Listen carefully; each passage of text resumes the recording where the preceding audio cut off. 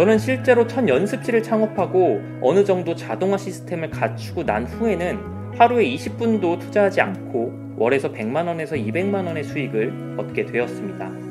하지만 그렇다고 해도 안녕하세요. 반갑습니다. 한보입니다.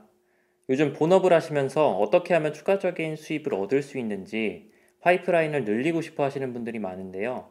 저도 그런 고민을 한 지 꽤 됐습니다. 그래서 그 고민을 시작으로 벌써 연습실을 운영한 지 4년 차가 되었는데요. 처음에 지인과 함께 연습실을 오픈하고 조금씩 늘려서 3개까지 운영을 했고요. 그리고 최근에 하나를 폐업하면서 2개를 운영하고 있습니다.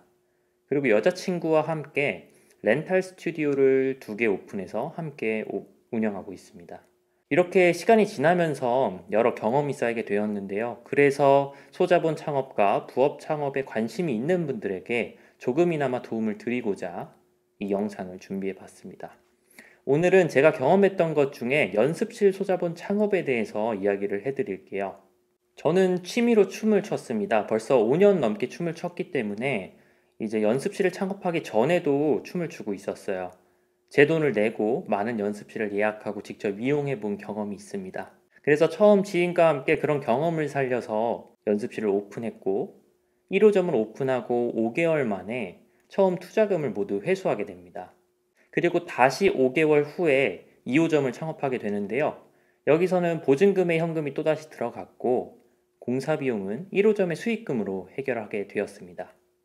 다시 1년 후 가장 넓은 3호점을 다시 오픈하게 됩니다.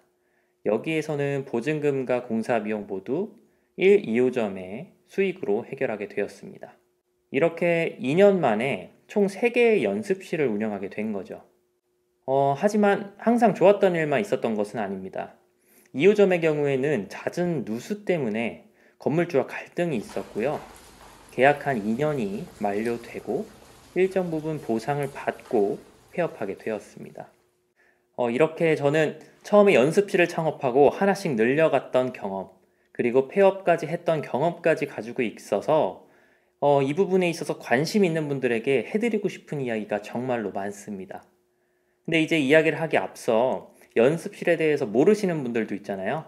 그래서 연습실이 무엇인지 먼저 설명드리도록 하겠습니다. 네, 연습실은 뭘까요? 연습실, 말 그대로 무언가를 연습할 수 있는 공간입니다. 사람들은 이곳에 와서 무언가를 연습하는데요. 처음에 제가 연습실을 창업할 때 예상했던 수요와 다르게 색다른 용도로 연습실을 사용하는 경우도 많았습니다. 이런 부분은 연습실은 어떤 사람이 사용할까? 라는 주제로 자세하게 다른 영상으로 한번 찾아뵙도록 하겠고요. 이처럼 이용자가 정말 다양하기 때문에 연습실의 종류도 정말 많습니다. 연습실의 종류가 많기 때문에 연습실마다 평수가 다르고 층고가 다르고 바닥 마감을 어떻게 할지, 그리고 방음을 할지 하지 않을지, 그럼 마이크나 피아노 같은 거를 구비할지 하지 않을지도 달라지게 됩니다. 저는 그 중에서 댄스 연습실과 다용도 연습실을 창업했고 지금까지 운영하고 있는데요. 이 연습실은 어떻게 하면 창업할 수 있을지 제가 대략적인 흐름만 간략하게 말씀을 드리도록 할게요. 연습실 창업은 크게 보면 6단계로 나눌 수 있습니다. 첫 번째는 지역 설정이에요. 지역을 설정하고, 두 번째, 그 지역에 맞는 연습실을 구상하는 겁니다. 그리고 세 번째, 연습실을 구상했다면 그 연습실에 맞는 매물을 찾아야겠죠. 그리고 네 번째, 매물을 구했다면 인테리어를 해야 됩니다. 그 다음 5번째, 인테리어를 완성했다면 이제 알려야겠죠. 마케팅입니다. 마지막 6번째는 유지 및 관리입니다. 이렇게 6단계로 나눌 수가 있는데요. 하나하나씩 자세하게 좀 더 이야기를 해볼게요. 첫 번째, 위치 선정이죠. 어디에 창업을 하는 게 좋을까요? 연습실을 이용할 수 있는 사람들이 많은 곳에 저희가 가는 게 좋기도 하겠죠. 저도 처음에 그렇게 생각을 했는데 연습실을 계속 운영을 하다 보니까 가장 좋은 위치는 내가 자주 가는 곳에 위치한 곳이 최고입니다. 내 집에서 가깝거나 내 회사에서 가깝거나 아니면 집과 회사 그 안에 있는 동선에 위치한 지역이 좋습니다. 그 이유에 대해서도 좀 더 자세하게 다루면 좋기 때문에 이것도 영상을 따로 만들어서 여러분들에게 소개해 드리도록 할게요. 네, 이렇게 이제 내가 원하는 어떤 지역을 골랐어요. 그럼 그 지역에 맞는 연습실을 구상해야겠죠. 연습실은 주로 누가 이용을 할까요? 주고객이 누군지 파악하는 게 중요하겠죠. 10대에서 20대 분들이 주로 가장 많이 이용을 하는 것 같습니다. 하지만 지역에 따라서 30대 분들의 직장인 분들이 이용하는 경우도 많았고요. 또는 40, 50대 분들이 댄스 스포츠 같은 취미 활동을 하면서 되게 장기적으로 이용하는 경우도 있었어요. 그뿐만이 아니라 동호회가 주변에 있는 경우에는 그곳에서 주기적으로 빌리는 경우도 있었고요. 또 초등학교, 중학교, 고등학교, 대학교들이 주변에 있을 경우에는요. 행사나 대회 같은 게 있을 때 갑작스럽게 되게 많이 빌리기도 합니다. 이처럼 주 고객에 따라 연습실의 평수를 어떻게 할지, 인테리어를 어떻게 할지, 또는 어디 역에서 어디 위치에 가까우면 유리할지 그런 것들을 정할 수 있겠죠. 이렇게 연습실을 구상했다면 세 번째, 그 연습실에 맞는 매물을 찾아야겠죠.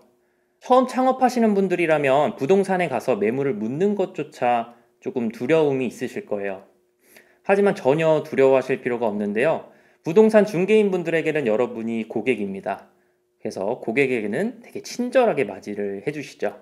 다만 가시기 전에 5가지 정도 정하고 가시는 게 좋아요. 첫 번째는 위치입니다. 그리고 평수고요. 세 번째는 월세.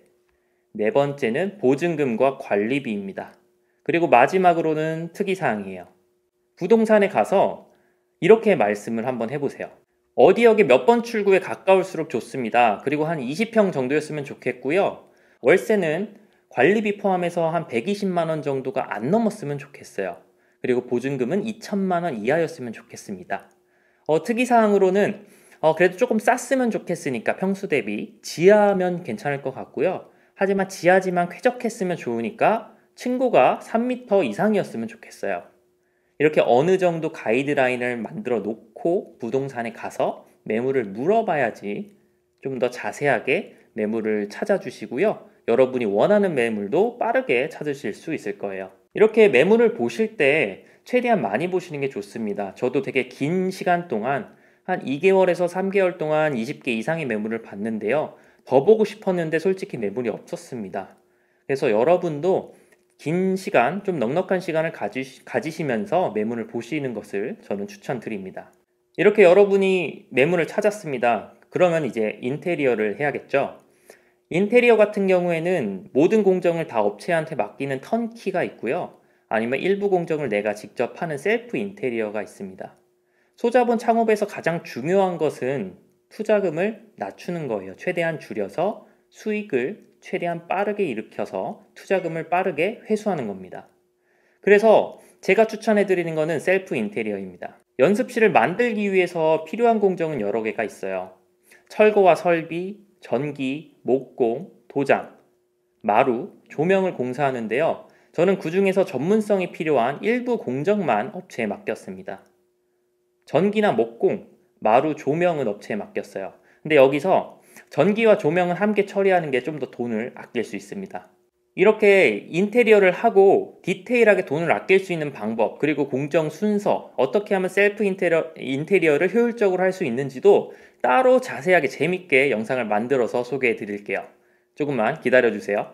자, 그러면 인테리어 업체는 어떻게 찾아야 될까요? 생각보다 어렵지 않습니다. 인기통이라는 네이버 카페를 이용해서 업체를 찾거나요. 아니면 이렇게 검색해 보시는 거예요.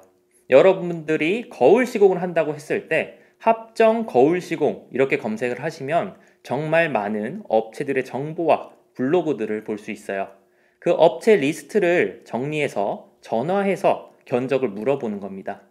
최소 5개 이상의 업체의 견적을 물어보시고요. 귀찮더라도 많이 알아보실수록 여러분의 능력이 높아지니까 재밌는 마음으로, 즐거운 마음으로 해보셨으면 좋겠습니다. 자, 이제 인테리어가 끝났다면 사람들에게 알려야겠죠. 5번째, 마케팅입니다. 음식을 맛있게 만드는 것과 판매하는 일은 매우 다른 일입니다. 여러분들이 아무리 공간을 이쁘게 관리하고 만들었어도 사람들이 모르면 아무 소용이 없겠죠. 그렇다면 어떻게 여러분들의 공간을 사람들에게 알려야 될까요? 가장 기본적으로는 스마트 플레이스 같은 네이버 지도에 등록하는 겁니다. 그래서 지도에 사람들이 연습실을 검색했을 때 여러분들의 연습실이 뜰 수 있게 하는 것이죠. 또는 공간 플랫폼을 이용하는 것도 좋습니다. 스페이스 클라우드나 쉐어잇 같은 여러 공간 플랫폼이 있으니까요. 이 공간 플랫폼에 대한 이야기도 어떻게 하면 알고리즘을 이용해서 상위에 뜰 수 있는지도 한번 자세하게 나중에 다뤄보도록 할게요. 이렇게 사람들에게 알렸다면 여러분들은 이제 문자나 전화로 예약 문의를 받으실 거고요. 여러 플랫폼을 통해서 예약이 들어올 겁니다. 이제 6번째, 유지 및 관리를 해야겠죠. 연습실은 큰 매출이 나오지가 않습니다, 사실. 하지만 만약에 여러분들이 연습실을 통해서 100만 원 정도의 순수익을 남길 수 있다고 가정할게요. 그런데 이 100만 원을 만들기 위해서 하루에 3시간을 투자하는 분이 있을 수 있고요. 하루에 20분도 투자하지 않는 분이 있을 수 있습니다. 이렇게 똑같은 매출도 내가 얼만큼의 시간을 투자하느냐에 따라서 수익을 극대화시킬 수 있습니다. 때문에 어떻게 관리를 최소화하면서 수익을 극대화할 수 있는지, 그러면서 퀄리티는 유지할 수 있는지 여러분들은 고민을 많이 해보셔야 되는데요. 이런 거에 도움을 받을 수 있는 게 코딩과 IoT 시스템입니다. 코딩을 통해서 예약이 들어왔을 때 자동으로 예약 문자를 보내거나 IoT를 활용해서 빈 시간에 나 대신 청소를 하거나 이렇게 나 대신 일할 수 있는 시스템을 갖춰야 됩니다. 네, 이렇게 겉핥기 식으로 연습실을 어떻게 하면 창업할 수 있는지 말씀을 드렸는데요. 정말 하고 싶은 이야기가 많았지만 너무 이야기가 길어질 것 같아서 다음에 한 단계 한 단계씩 정말로 자세하게 여러분들에게 소개해 드리도록 하겠습니다. 저는 실제로 첫 연습실을 창업하고 어느 정도 자동화 시스템을 갖추고 난 후에는 하루에 20분도 투자하지 않고 월에서 100만 원에서 200만 원의 수익을 얻게 되었습니다. 하지만 그렇다고 해도 지금 여러분들에게 당장 연습실 창업을 추천드리고 싶지는 않습니다.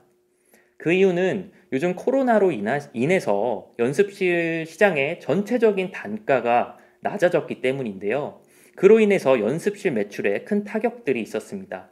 코로나로 인해서 연습실 수요는 줄었고요. 그로 인해 연습실 중에 어려워진 곳이 정말 많습니다. 하지만 한번 생각해 볼까요? 과연 미래에 연습실이라는 사업이 없어질까요? 무언가를 연습하고 싶어 하는 사람들이 사라질까요? 제 생각으로는 코로나가 조금씩 지남에 따라 보다 더 연습을 무언가를 하고 싶어 하는 사람들은 많아질 겁니다.